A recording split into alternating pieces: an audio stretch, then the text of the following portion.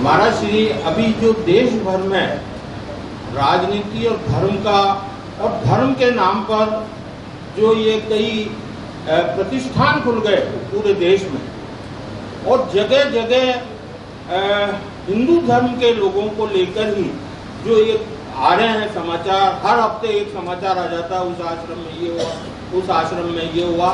तो इस पर संज्ञान आप जैसी विभूति या इस पर रोक कैसे लग सकती है? नारायण, ऐसा है कि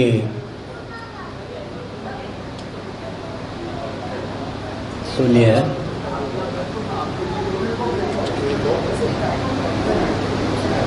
सनातन परंपरा के अनुसार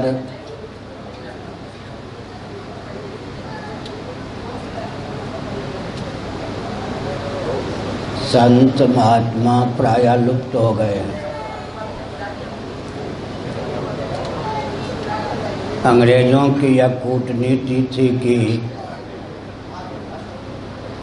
यदि भारत में सनातन विधा से वर्ण और आश्रम की व्यवस्था उज्जीवित रहेगी तो हमारी दाल नहीं गलेगी। इसलिए उन्होंने हिंदू और मुसलमान के नाम पर देश का विभाजन करवाया। सत्ता लोलुप अदूरदर्शी राजनेताओं को अपने समर्थन में खड़ा किया।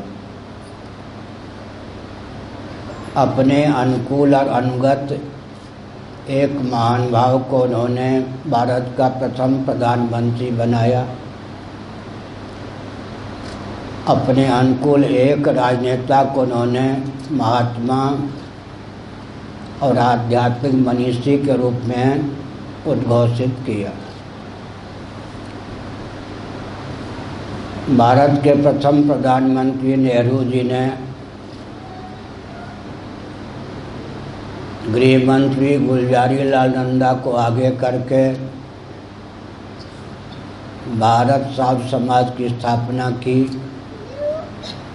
उसका उद्देश्य मेरे पूज्य गुरुदेव स्वामी करपात्री जी महाभाग्य अभियान को नष्ट करना ही था। नेहरू जी ने यह घोषणा की कि जो संत वेशधारी भारत साध समाज की सदस्यता नहीं स्वीकार करेंगे वे भिखारी उद्घोषित होंगे और जेल के शिकंजे में बंद रहेंगे। जो संत वेशधारी नेहरू जी की संस्था के अनुगत हो गए, उन्हें ट्रेन आदि में यात्रा करने के लिए पास आदि की व्यवस्था सुविधा की गई। पुरुषोत्तम दास टंडन जी ने नेहरू जी से कहा कि मलाई चाटने वाले नकली मजनू के समान वेशधारी संत धर्माचार्य बन के घूमेंगे, असली संत जेल के शिकंजे में बंद होंगे।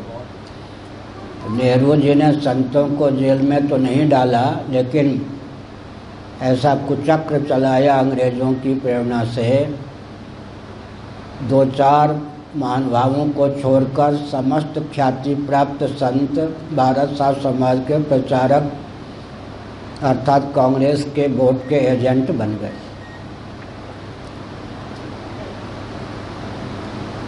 गांधी जी मार दिए गए।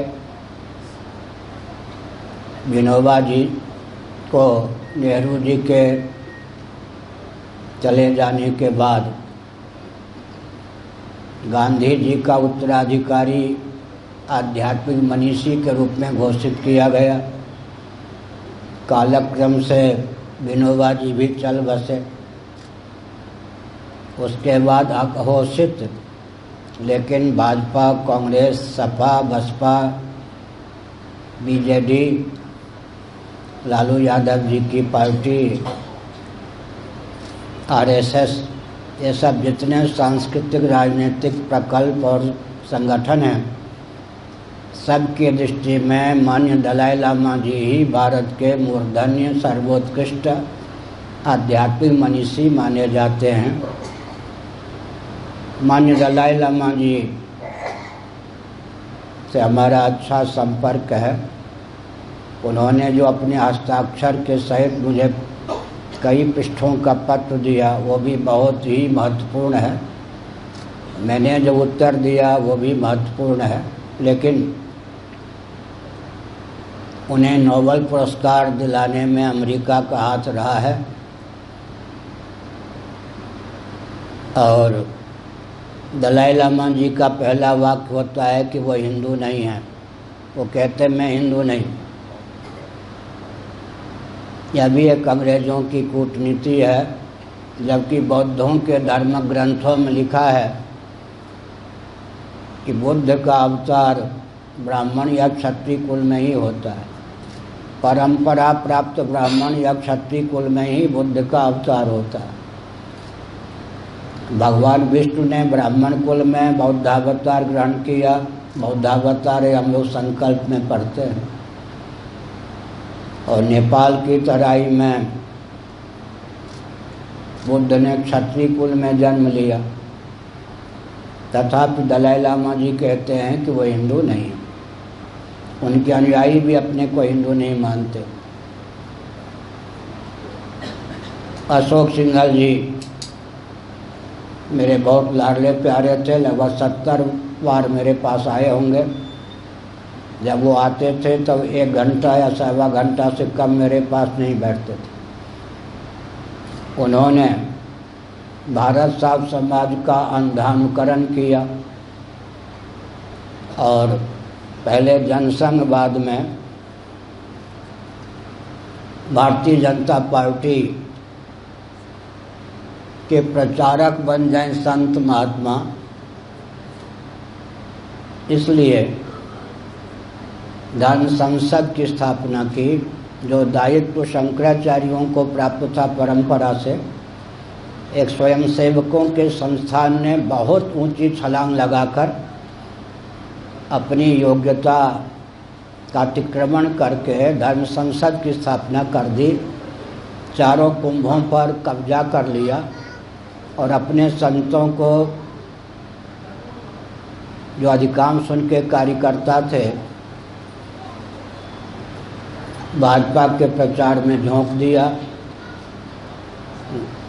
मोदी जी को प्रधानमंत्री के पद तक पहुंचा दिया। इसमें अशोक सिंघल जी की बहुत बड़ी भूमिका थी। स्वयं उन्होंने चुनाव के पहले 45 मिनटों तक अपनी भावना प्रयाग में व्यक्त की। तो आपके प्रश्न का सीधा उत्तर यह है कि दिशाहीन प्रचार तंत्र या मीडिया तंत्र, दिशाहीन व्यापार तंत्र और दिशाहीन शासन तंत्र, इन तीनों के द्वारा जो संत के रूप में ख्यापित किए जाते हैं, इन्हीं तीनों के द्वारा गिरा दिए जाते हैं। सनातन सिद्धांत के अनुसार जो संत ख्यापित होते हैं, तपस्या भक्ति ज्ञान के बल पर उनका कभी अपकर्ष नहीं हो सकता है। यह क्रम चंद्रा स्वामी जी से प्रारंभ हुआ। अंत में जो दुर्गति चंद्रा स्वामी जी की हुई आप लोग जानते हैं। उनको उठाने वाला तंत्र नरसिंह राव जी, चंद्रशेखर जी, ये सब थे ना। वो भारत और अरब राष्ट्र के बीच में एक सेतु का काम करते थे। तो दिशाहीन व्यापार तंत्र, शासन तंत्र और मीडिया तंत्र ने चंद्रा स्वामी जी को खड़ा किया। वो चल बसे। कभी वो मुझसे मिले भी थे हरिद्वार में। अब जिनकी ओर आपने संकेत किया वो भी किनके द्वारा ख्यापित थे? दिशाहीन प्रचार तंत्र, दिशाहीन शासन तंत्र, दिशाहीन मीडिया तंत्र या व्यापार तंत्र। उसमें भी एक समझने की बात,